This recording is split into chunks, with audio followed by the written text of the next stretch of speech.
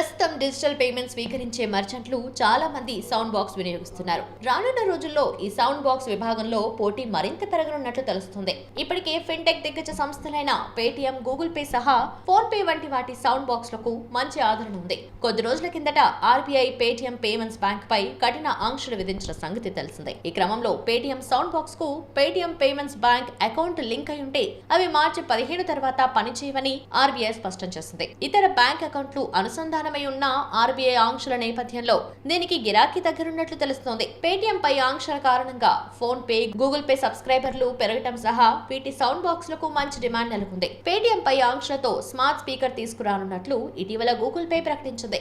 ఇప్పుడు భారత్ లోనే అత్యంత సంపన్నుడు ముఖేష్ అంబానీ రిలయన్స్ గ్రూప్ కు చెందిన జియో పేమెంట్స్ కూడా ఇదే విభాగంలో సత్తా చాటేందుకు సిద్ధమవుతున్నట్టు తెలుస్తోంది.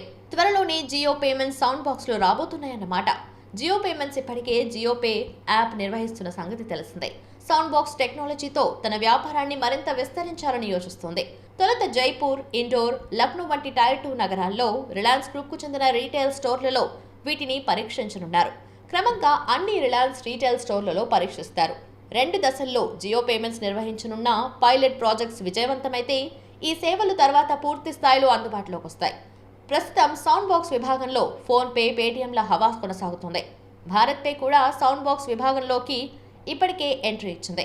గూగుల్ పే కూడా ఈ విభాగంలోకి ప్రవేశిస్తున్నట్లు ఇటీవల తెలిపింది. ఈ క్రమంలోనే ఇప్పుడు జియో కూడా ఈ విభాగంలోకి ఎంట్రీ ఇచ్చేందుకు సన్నాహాలు చేసుకుంటోంది. పేటిఎం పై ఆంక్షల నేపథ్యంలో జియో వ్యూహాత్మకంగానే ఈ నిర్ణయం తీసుకుందని భావిస్తున్నాయి మార్కెట్ వర్గాలు. ముఖేష్ అంబానీ స్ట్రాటజీల గురించి తెలిసిందే. సౌండ్ బాక్స్ ను మొదటగా తక్కువ ఛార్జీకే తీసుకురానున్నట్లు తెలుస్తోంది.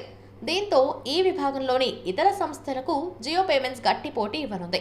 పేటిఎం ప్రస్తుతం ఈ సౌండ్ బాక్స్ ను రూపాయికి అందిస్తోంది.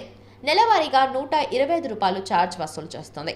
ఫోన్ పే అయితే నెలకు ₹49 అద్దెగా వసూలు చేస్తోంది.